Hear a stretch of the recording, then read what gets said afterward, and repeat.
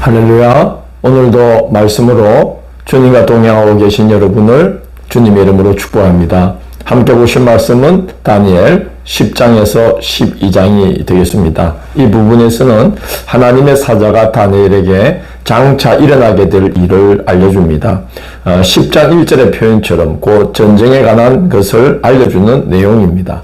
하나님은 구약의 마지막 예언자 말라기를 통해서 당신이 이스라엘을 얼마나 사랑하는지를 말씀하면서 당신께로 마음을 돌이키라고 호소합니다. 이스라엘 백성들은 하나님을 거역하다가 바벨론으로 끌려가서 큰 고초를 겪고도 본토로 돌아와서 얼마 지나자 급격히 타락하기 시작합니다. 마지막 예언자의 호소도 듣지 않자 하나님은 말라기를 통해서 크고 두려운 일이 임할 것이라는 마지막 경고를 하시고 입을 다물어 버리십니다. 그래서 말라기 이후 세례요한까지 하나님은 더 이상 예언자를 보내지 않으시기 때문에 이제 그 기간 동안에 역사가 성경으로 남지 못하게 되었습니다. 그래서 그 기간을 신구약 중간시대라고 합니다. 그런데 하나님은 다니엘에게 바로 그 기간 동안에 벌어질 역사적으로 아주 대표적인 주요한 사건들을 미리 알려주시는 것입니다.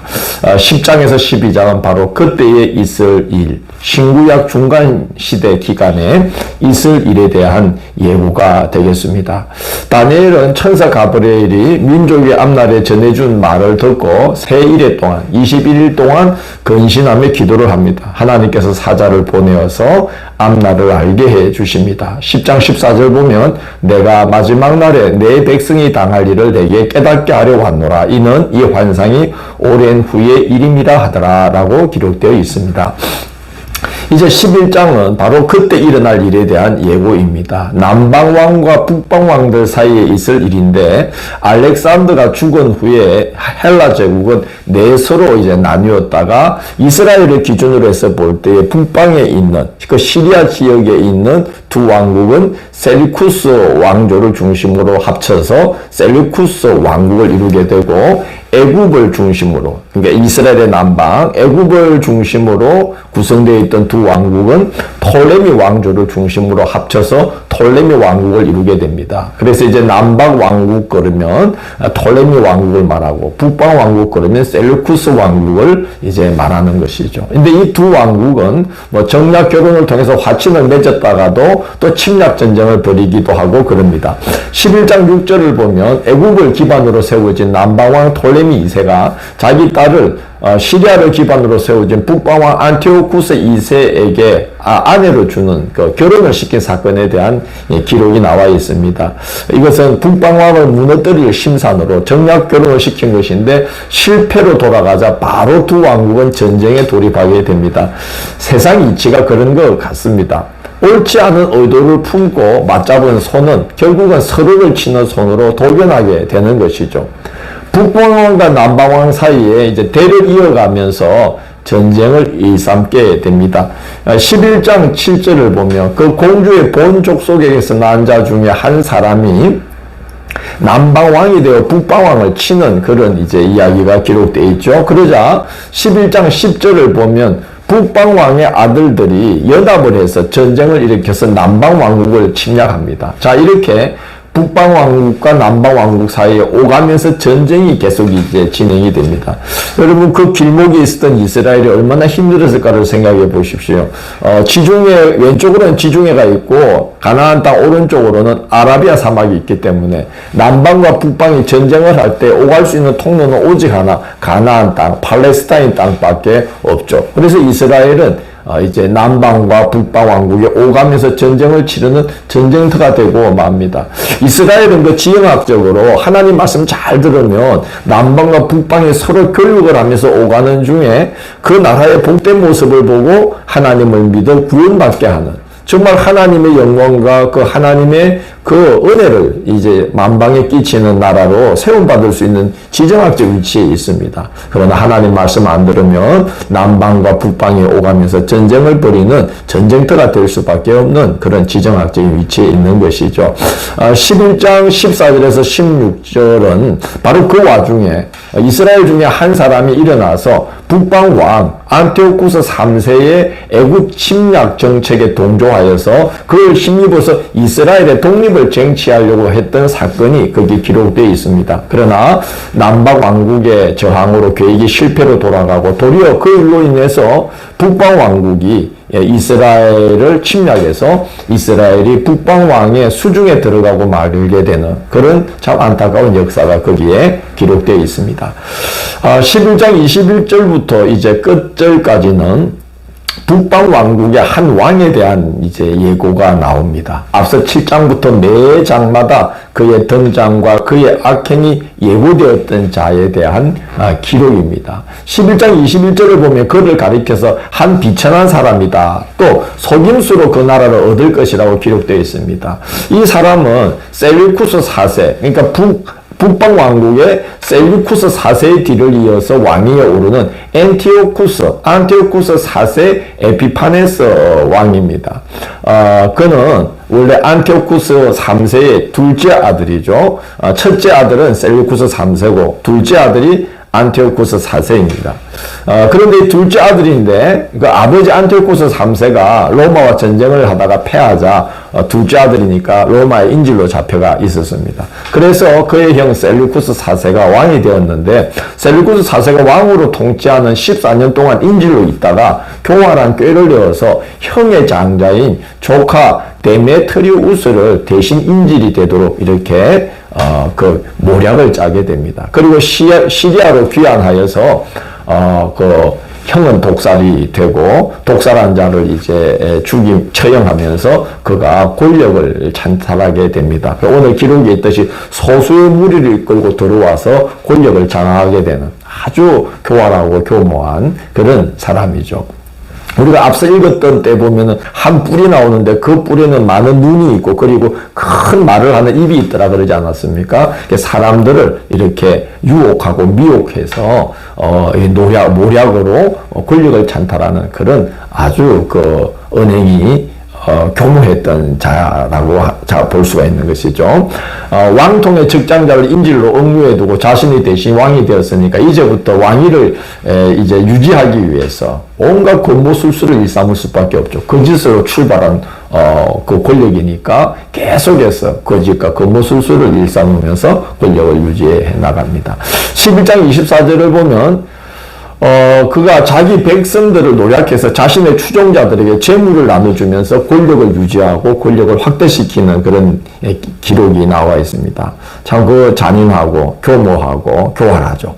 그런데 이제 바로 그 잔인함과 교활함으로 이스라엘을 노략하는 이야기가 11장 30절에서 35절에 기록되어 있어요. 남방왕국을 침략을 하게 되는데 첫 번째 1차 애국 원정은 큰 성공을 거두죠. 근데 2차 애국 침략 애국 원정에서 기띔의 배들이 들어와서 즉 말하자면 기띔은 로마를 말합니다. 로마의 개입으로 실패하자 이스라엘을 침략해서 손해를 많이 하려고 합니다. 11장 30절 끝부분을 보면 매전 거룩한 언약을 배반하는 자들을 살필 것이며 이렇게 기록되어 있죠. 이 에피파네스는 이스라엘을 헬라 종교와 문화에 동화되게 함으로써 정신과 종교까지 완전히 헬라화시키는 정책을 구사합니다. 그런데 이에 동조하는 유대인들, 즉 하나님과 맺은 언약을 배반한 유대인들을 이제 그가 지원했다는 말입니다. 성소를 더럽히고 상번제를 폐하고 우상을 성전에 세우고 부정한 짐승을 제단에 올리고 백성들을 현혹시켜서 타락하게 합니다. 34절 보면 많은 사람들이 속임수로 그들과 결합할 것이며 그렇게 기록되어 있어요. 헬라화하는 그 일에 동조되고 넘어간다는 겁니다. 돈으로 제사장직도 살 수 있게 허용을 하고 그리고 또 원형 극장을 지어서 안식일에 연극을 공연하고 또 원형 경기장을 지어서 안식일에 마차 경주를 버리고 금투 경기를 벌이니까 많은 이스라엘 사람들이 현혹되어서 안식일을 지키지 않게 되고 성전을 가볍게 여기게 됩니다. 뭐 이제 더러워진 성전이니까 안 가려고 또 그러죠.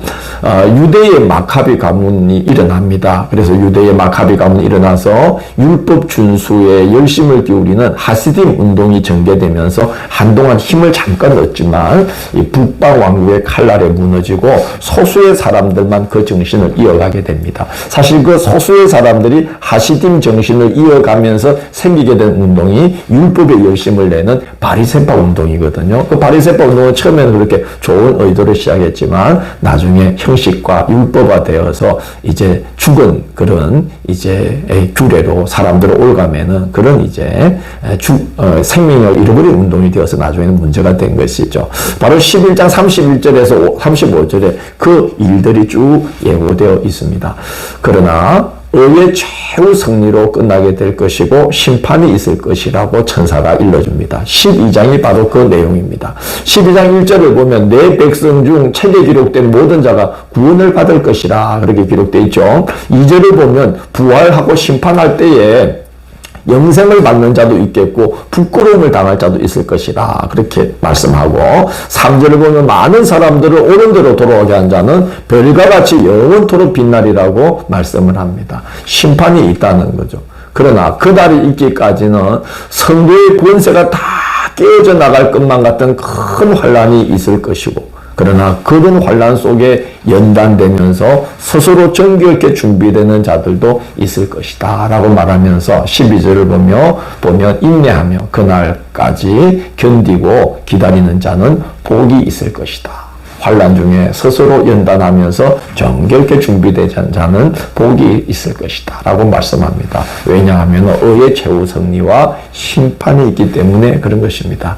다니엘은 소임을 다 감당했습니다. 그래서 마지막을 평안히 지내다가 주님 앞에서 합당한 몫을 받게 될 것이라고 천사가 약속해 주며 위로해 줍니다. 우리도 다니엘처럼 환란 중에도 하나님을 바라보며 소망 중에 인내하고 하나님이 우리에게 기대하시고 부여하신 그 성도의 몫을 다 감당하면서 승리하는 그리스도인이 되어야 하겠습니다. 다음 시간 9월 20일 월요일은 호세아 1장에서 6장을 여호와께로 돌아가자라는 제목으로 살펴보도록 하겠습니다. 오늘도 함께해 주셔서 감사합니다. 주님, 노예로 끌려간 그 땅에서도 하나님께 소망을 두고 살아감으로 하나님께서 그를 존귀하게 쓰시고 그리고 그 마지막 하나님 앞에 부름을 받는 그 순간까지 힘과 열심과 정성을 다해서 하나님을 받들며 그에게 주어진 소임, 몫을 다 감당한 다니엘을 만났습니다. 또 제국의 흥망성쇠가 하나님의 손에 달려있음을 저희들이 보았습니다. 그 하나님을 경외하면서 그 하나님을 의지하면서 하나님의 뜻을 잘 받들면서 저희들도 다니엘처럼 몫을 잘 감당하는 성도들이 되도록 인도하여 주옵소서. 예수님 이름으로 기도드립니다. 아멘.